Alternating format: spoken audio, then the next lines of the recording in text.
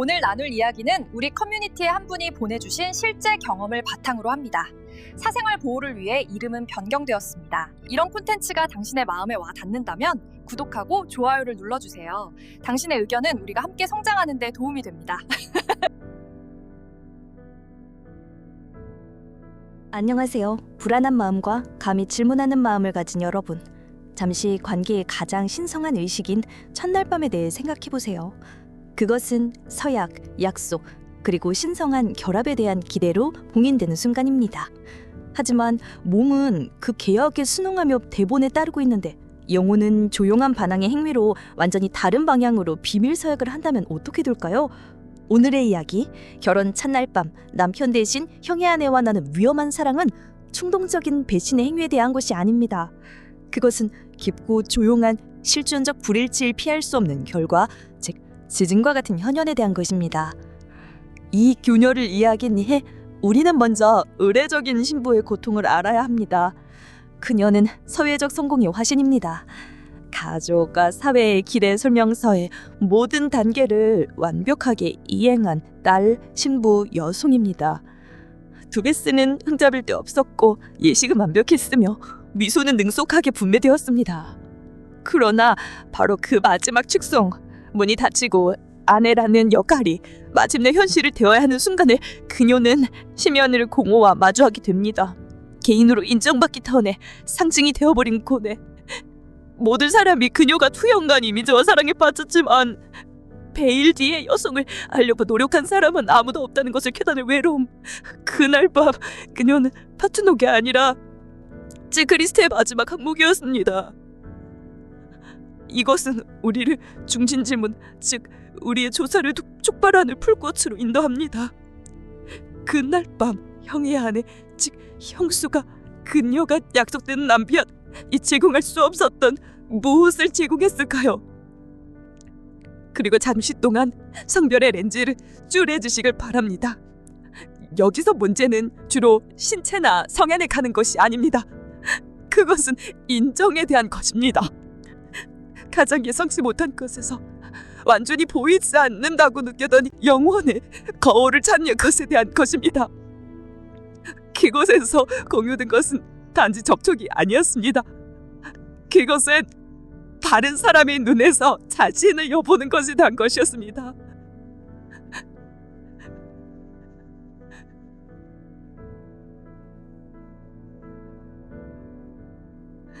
러시아 문화에는 이 감정의 본질을 고통스러울 정도로 정확하게 폭죽하는 단어가 있습니다. 토스카. 토스카는 단순히 슬픔, 지루함, 우울이 아닙니다. 그것은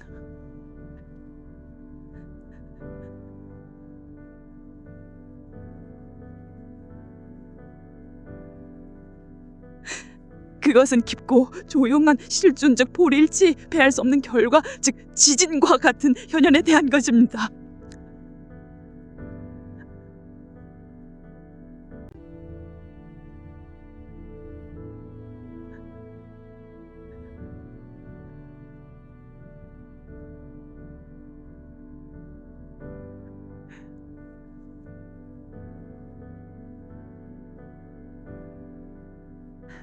이 균열을 이해하기 위해 우리는 먼저 유래적인 신부의 고통을 알아야 합니다. 그녀는 사회적 성공의 화신입니다.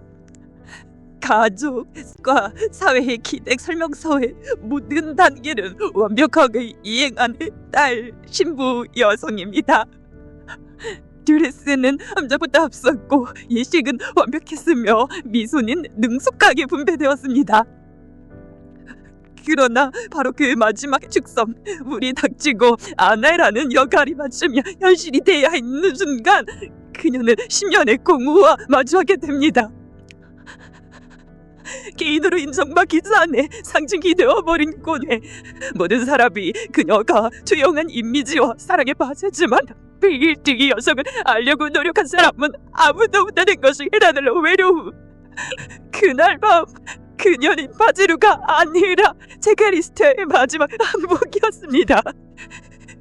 이것은 우리를 중심 지번으로, 즉 우리의 조사를 동반하는 불꽃으로 인도합니다. 그날 형이 아니 즉 형수가 그녀가 약속된 남편이 제공할 수 없었던 무엇을 제공했을까요?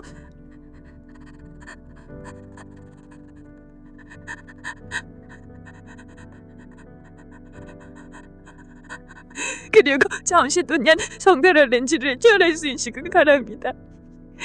여기서 문제는 주로 신체나 성향에 관한 것이 아닙니다. 그것은 인정에 관한 것입니다.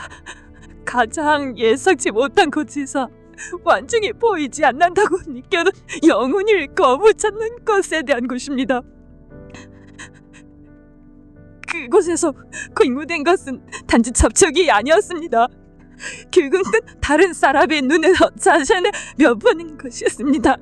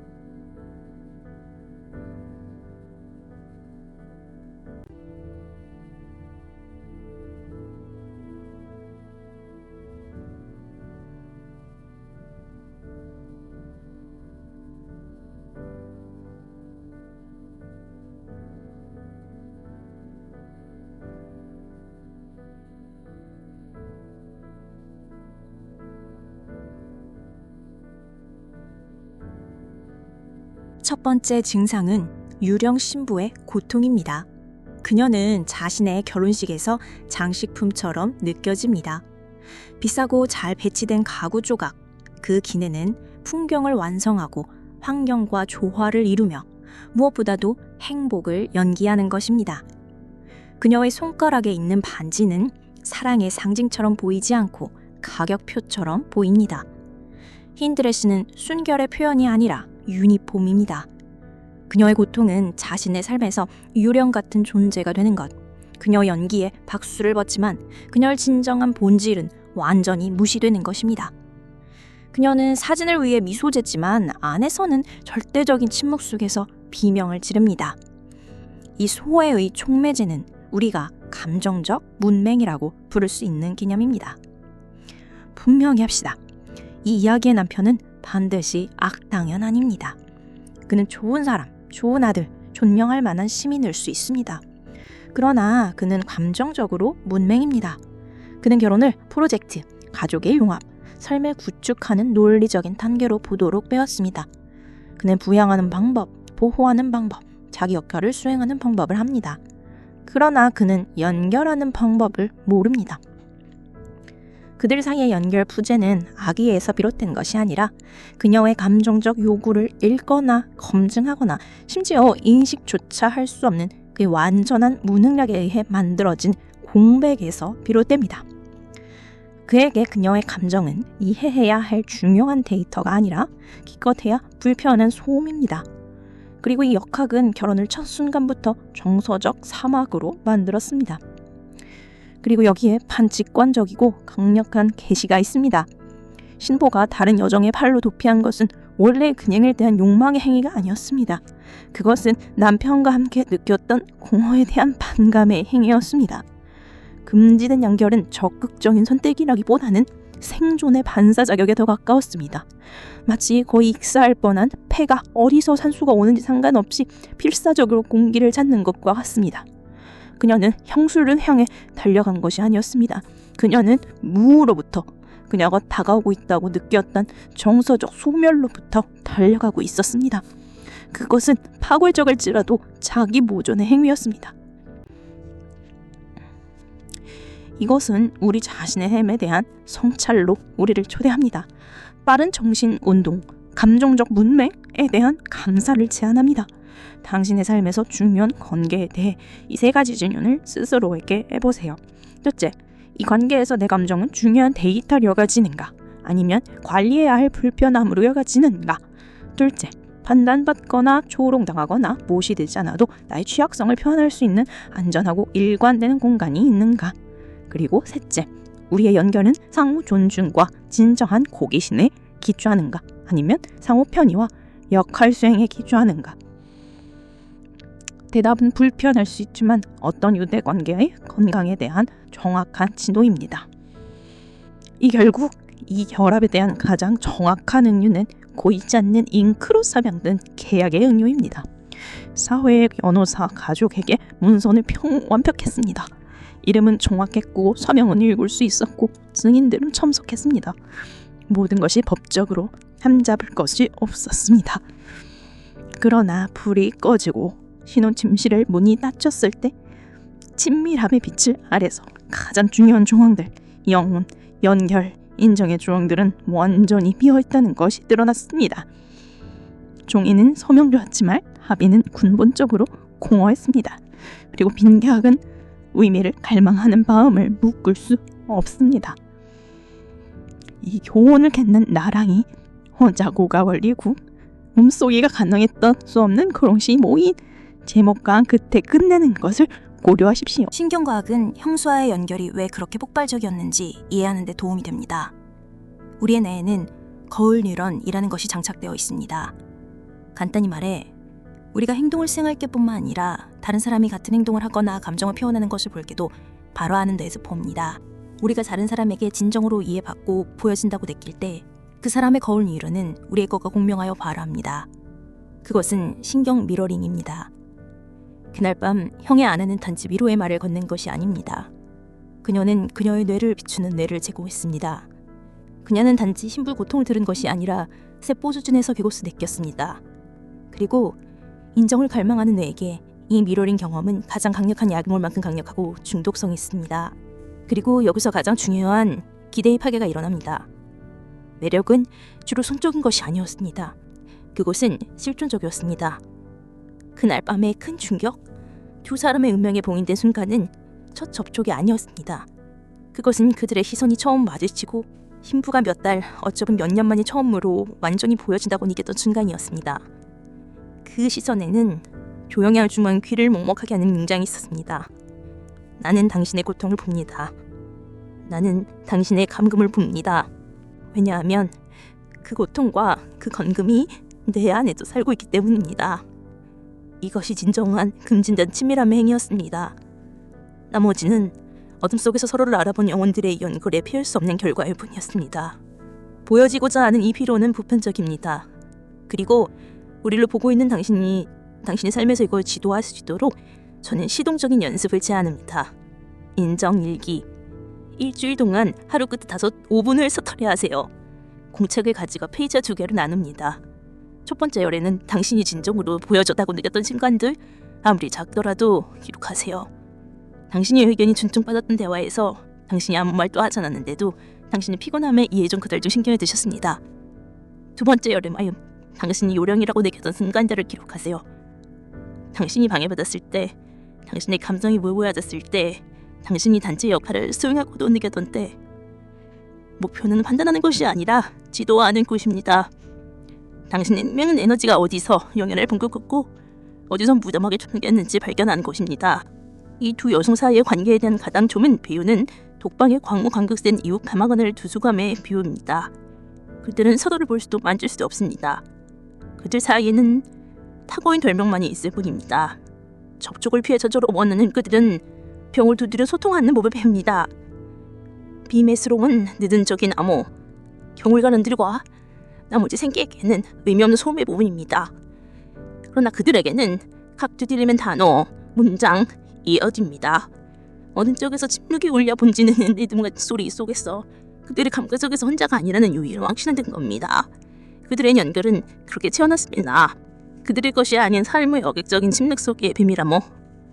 나레이터. 일단 금지는 행동이 일어나고 비밀스러운 연결이 허용되면 가족 내 새로운 증제가 탄생합니다. 비밀. 그리고 비밀은 결코 수동적이지 않습니다. 그것은 행동하고 심치고 물약을 가집니다. 그래서 이 주제의 이름은 비밀의 물약, 숨겨진 진실의 가격을 현실을 어떻게 왜곡하는가 입니다. 비밀의 첫 번째 물리적 효과는 과잉 경계의 무게입니다. 신부와 형수는 이제 지속적이고 지친 경계 상태에서 살아갑니다. 진실을 배반하지 않기 위해 모든 단어는 계산되어야 하고 모든 시선은 재어져야 하며 모든 제스처는 측정되어야 합니다. 몸은 더 이상 이완되지 않습니다. 그것은 포식자가 항상 숨어있다는 것을 아는 궁지에 몰린 동물처럼 영구적인 싸움 또는 도피 모드에서 살아갑니다. 이 반상적인 긴장은 에너지를 고갈시키고 불면증을 유발하며 몸을 병들게 합니다. 비밀을 보호하는 것은 보수도 없고 심리적으로 파괴적인 전일체 직업이 됩니다. 그러나 비밀은 관련된 사람들만에게 영향을 미치는 것이 아닙니다. 그것은 자기의 중력을 가지고 있습니다. 이 개념을 생각해보세요. 비밀의 중력, 비밀은 진공, 즉 빈 공간이 아닙니다. 그것은 질량을 가지고 있습니다. 그리고 질량을 가진 모든 물체처럼 그것은 주위의 시공간에 왜곡시킵니다. 그것은 대화를 자신에게 끌어당겨 사람들이 특정 주기회를 피하도록 강요합니다. 그것은 저녁 식사 대본에서 언급할 수 없는 주제에 블랙홀을 만듭니다. 온 가족이 정확히 무슨 일이 일어나고 있는지 알지 못하더라도 그들은 볼 수는 없지만 충격을 느낄 수 있는 무언가를 중심으로 궤도를 돌기 시작합니다. 가벼움은 사라집니다. 사발성은 죽습니다. 가족 현실은 이 보이지 않고 빽빽한 충격 중심에 의해 조용히 왜곡됩니다. 그리고 이것은 충격적이지만 근본적인 계시로 우리를 이끕니다. 이 정도의 비밀은 결코 단두 사람에 의해 보호되지 않습니다. 가족의 집단적 부인은 세 번째 공범으로 작용합니다. 남편, 시부모, 어느 수준에서 그들의 눈치, 그들의 직관은 무언가 끔찍하게 잘못되었다고 말합니다. 긴장감은 만져질 듯이 합니다. 그러나 그것을 마주하는 것은 고통과 혼돈의 판도라의 산자를 여는 것이 될 것입니다. 그래서 그들은 보지 않기로 선택합니다. 명백한 것을 인지하기를 거부하는 이 편리한 백목은 현상 유지의 조용한 소자가 됩니다. 가족은 어려운 질문을 하기를 거부하는 것도 그들을 독살하고 힘든 비밀을 보호하는 데 공범이 됩니다. 여기서 우리는 침묵이 어떻게 진정한 범죄가 되는지 깨닫게 됩니다. 대결의 부재는 평화가 아닙니다. 그것은 수동적과 공격의 한 형태입니다. 그것은 가족의 이미지가 고정만의 진실보다 더 중요하다는 조용한 선언입니다. 이 치먹은 감정적 감염이 통제 없이 퍼지도록 합니다. 불신, 불안, 어색함 이런 감정들은 비밀에서 새어나와 주의 모든 건강한 관계를 오염시킵니다. 비밀은 어째되지 않습니다. 그것은 방사능 논리처럼 천정이 잠재 가중 향대계를 흑살합니다. 1등 마지막 비애는 도시의 잔단한 것이더러 파괴적입니다. 그들의 비밀은 가치인 음없는 흰색 잘복 그릇에 있는 길고 검은 머리카락 한 가닥 되었습니다. 아마도 한두 명만이 그것이 거기에 있다는 것을 알 것입니다. 그러나 그 존재에 대한 단순한 인식만으로도 전체 식사의 순수성을 오염됩니다. 아무도 더 이상 품만 없게 먹을 것 같습니다. 음식은 맛을 잃습니다. 그릇이 바람 나가는 거식으로 됩니다. 무엇이 잘못되었는지 정확히 오래된 사람들조차 자명할 수 없는 불편함을 느낍니다. 그 단하의 불순물, 그 단함에 숨겨둔 진실의 존재라니 모든 것을 망쳤습니다. 우리는 더러운 영열과 비밀 함께 탐험했습니다. 이제 우리는 가장 친밀하고 불안정한 영역인 신불 마을속으로 겨들어가야 합니다. 바로 여기서 진정한 범죄의 견정이 신난합니다. 첫날밤 훨씬 전부터 되어야 하는 것과 진정을 사신 사육이 조용한 전투, 이 주제는 바로 이 균열에 관한 것입니다. 내면의 전투, 의묘한 진정적인 마음 삼리를 질러 여기서 중심적인 고통은 정체성의 균열에 대한 고통입니다. 외부 세계는 원벽석에 얽히는 영원의 심리학적으로 치명적인 삶의 자는 고청입니다. 한국 문화에는 이 갈등을 정확히 표현하는 관어가 있습니다. 바로 역할과 진심 사이의 전쟁입니다. 실부를 손종하는 덜과 더없살 핑변된 유월, 신비라는 이 역할을 수행하는 데는 대가가 있었습니다. 그러나 그렇게 함으로써 그는 자신의 진심을 위한 감옥을 만들었습니다. 아무리 아름답지 장대된 감옥이라도 그 안에서 트는 것은 느린 죽음의 형태입니다. 을매는 이름으로 자신의 진정한 사실을 드러내려는 것을 문화와 특히 석유로 깊은 결과를 낳습니다. 바로 한 축적 인문길이다. 우리가 이미 오른한 것처럼 한욱 슬픔니까 인문입니다. 하는 살아보지 못한 살을 실현되지 못한 꿈, 희생은 당해 삼자고리 감정들로 쌓인 배구가 원한입니다. 그것은 진심을 희생한 대가로 영광에 치르는 값입니다. 따라서 텃장범멸에 금지된 행위는 당신의 노력과 문자로만 볼 수 없습니다. 그것은 견딜 수 없는 한의 직접담 후에 그렇다고 항구한 것처럼 똑부러지는 였습니다. 의묘엔 안전 침묵당이라 거부하는 영혼을 해제 오중했습니다. 이곳은 배신의 본질에 대한 반직관적인 계시로 이어집니다. 이 이야기에서 가장 큰 배신은 첫날 밤에 남편에게 저지른 것이 아닙니다. 가장 근본적이고 파괴적인 배신은 신부 자신이 결혼이 거짓이라는 것을 마음속 깊이 알고 있으면서도 예라고 말한 바로 그 순간 자기 자신에게 저지른 것입니다. 드레스를 입어보고 사진을 위해 미소 짓고 결혼 선물을 닫을 때마다 작은 자기 배신의 행위였습니다.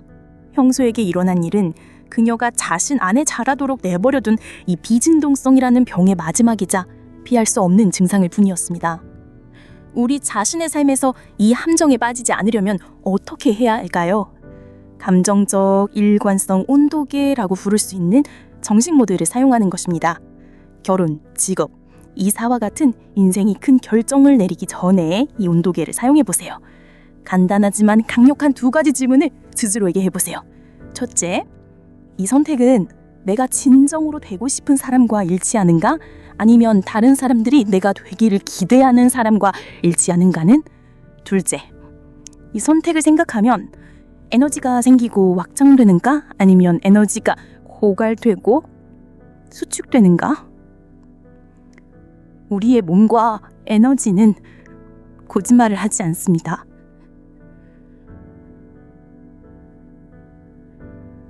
그것들은 우리 진심의 가장 정확한 온도계입니다. 결국 신부를 묘사하는 감정적 언어는 잘못된 전투를 준비한 전사의 언어였습니다.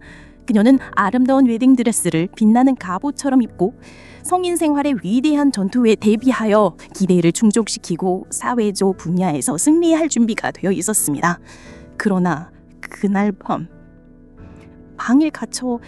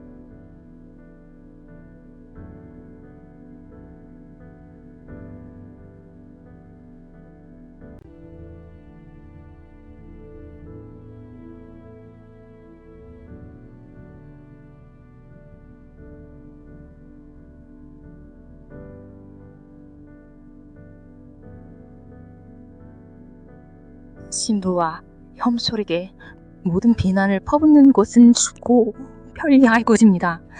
그러나 인간 드라마는 거의 그렇게 단순하지 않습니다. 공백이 존재하려면 누군가가 그것을 만들어야 합니다.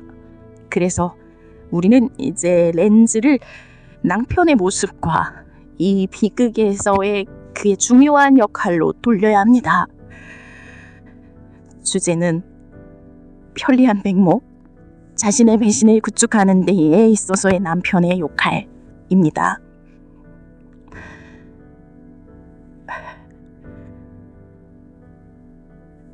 그의 실수는 아기의 실수가 아니라 보이지 않는 실수, 프로토콜 남편의 실수입니다. 그의 고통 또는 그가 야기하는 고통은 깊은 감정적 태만에서 비롯됩니다. 그는 사회와 가족에게 결혼을 매일의 관심으로 물을 쥐고 가지를 치고 가꾸어야 하는 정원이 아니라 효율적으로 수행해야 할 의무, 실행해야 할 프로젝트로 도록 훈련받은 남자입니다. 그는 지위, 집, 재정에 대해 걱정합니다. 그는 프로텐코어를 따릅니다. 그러나 그의 아내의 감정적 정원은 그의 눈앞에서 목말라 죽어가고 있습니다. 저명한 관계 심리학자 존 고트먼은 이혼의 가장 큰 예측 변인 중 하나로 돌밤 쌓기 또는 감정적 철회라고 부르는 행동을 꼽습니다. 이것이 바로 남편이 하는 것입니다. 감정적 복잡성에 직면했을 때 그는 참여하는 대신 철회합니다. 그는 마음을 닫고 화제를 바꾸거나 감정을 인정하기를 거부합니다. 이 철회는 관계 한가운데에 세워진 문자 그대로의 돌밤처럼 작용합니다. 그리고 한 사람이 매일 넘을 수 없는 격에 직면하게 되면 결국 오르길에 멈추고 출구를 찾기 시작합니다. 그분이 아무리 위험하거나 금지된 것처럼 보인다 해도 말입니다. 그리고 여기에 남편에 대한 가장 힘든 기대의 파괴가 있습니다. 그는 단순히 배신한 무고한 희생자가 아니었습니다. 그는 배신이 번성할 수 있도록 허용한 공유의 설계자였습니다. 그의 수동성, 그녀의 감정적 욕구에 대한 선택적 냉목은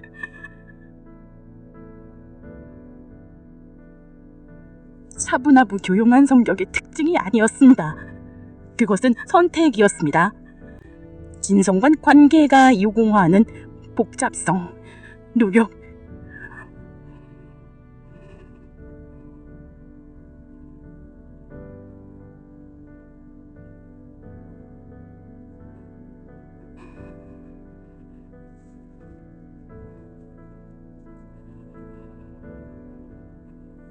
그리고 이를 피하려는 선택이었습니다.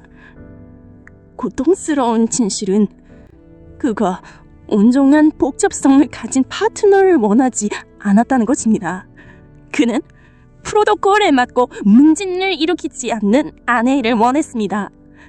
그는 배신을 당한 것이 아닙니다. 그는 자신이 만드는 데 일종한 공효의 결과에 직면한 것입니다.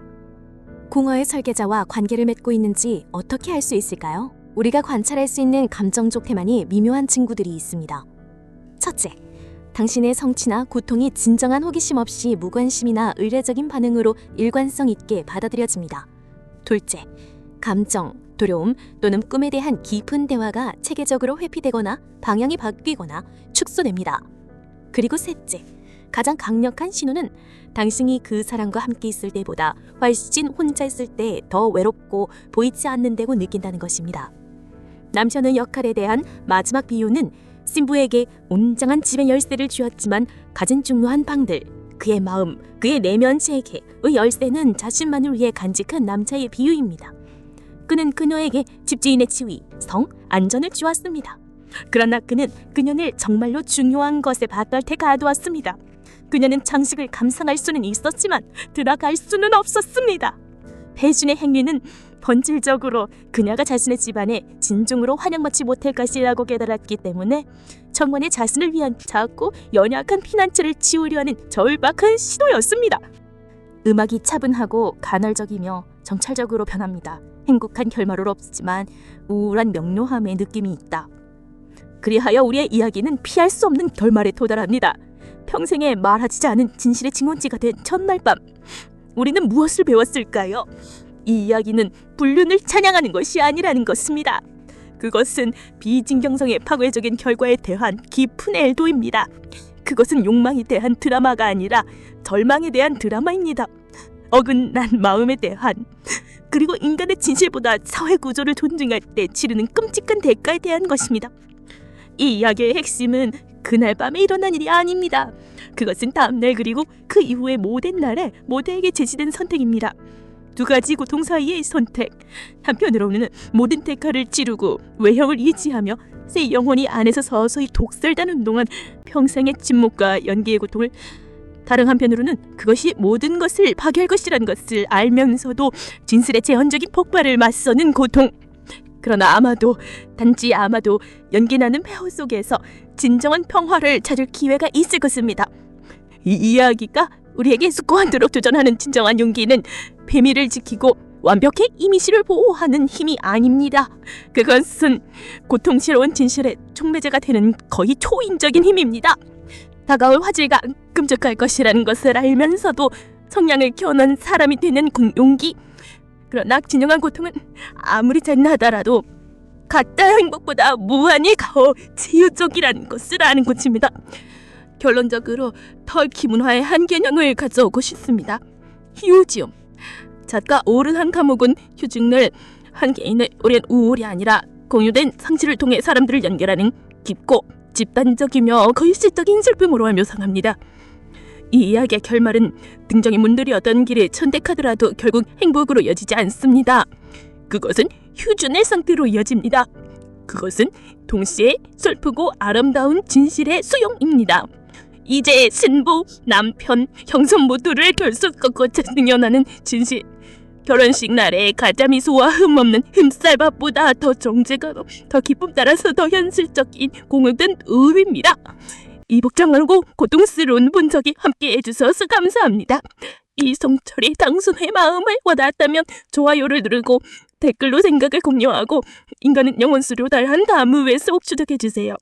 다음에 다시 뵙겠습니다.